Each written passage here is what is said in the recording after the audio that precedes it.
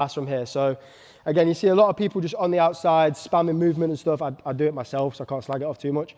But again, against somebody that wants to actively stand up, it's not the best solution, right? Like if you roll with Nyan or something and you're trying to just go around the outside, he can just stand up, or he's free to wrestle up the whole time. So actually forcing these positions keeps your opponent's hips on the mat, and you can sort of negate them wrestling up a bit.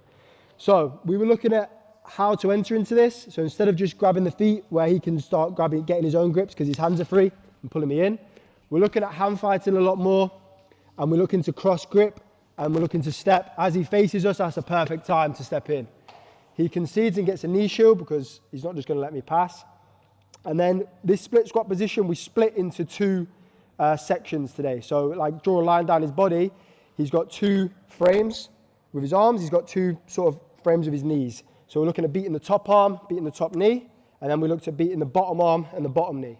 And how we did that was we started to roll. So I grabbed the bottom knee, I started to roll inside position here, hand on the rib cage, flaring out. And then I was pressuring into the frames, releasing for a second and using that to slap my underhook. Then we look at flattening him out with the crossface, slicing through, staying hip to hip, getting a nice tight pass. Most of the work we did though was on the bottom side, right? So that's a great system to do on the top side. There is more things you can do, but really this bottom side and forcing half butterfly is sort of changing the passing system at the minute. So I can either do this by, if he's framing, going to the mat, flaring my elbow out, that's a bottom side underhook for me. I can then bring my knee to my over knee, and then I step up, forcing this chest to chest, and I've already beat this knee shield. Again, we're doing the classic walk around pass here. Or if our opponent puts their butterfly hook in, we're making this bar across their hip. Very important because this limits his ability to bring his knees to his chest, right? That's what we want to stop. So my hand's on the hip, I flare my elbow out, I then step, and I can mount. We can do the same thing from a wrist pin. So once we're here, if he's posted on me, it's usually underhooks. I can move his arms, I can get underhooks. If he's keeping his elbows tight, that's usually wrist pins, because he can't keep your elbows tight and your wrists low at the same time. It just doesn't work, right? So if his elbows are tight, but he puts his wrist low, that's space for an underhook, right?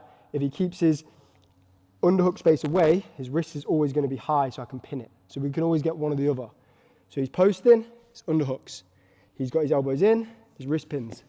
Again, our wrist pin can become our underhook, but we've got to make sure that the orientation of our grip's right.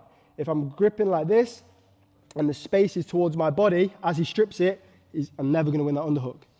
If my grip is towards his head and he strips it, I'm going to win that space all day. So we're using this wrist pin. We can do the same passes from long range, like this, and I force his half butterfly situation. I then make the bar, step across, pass.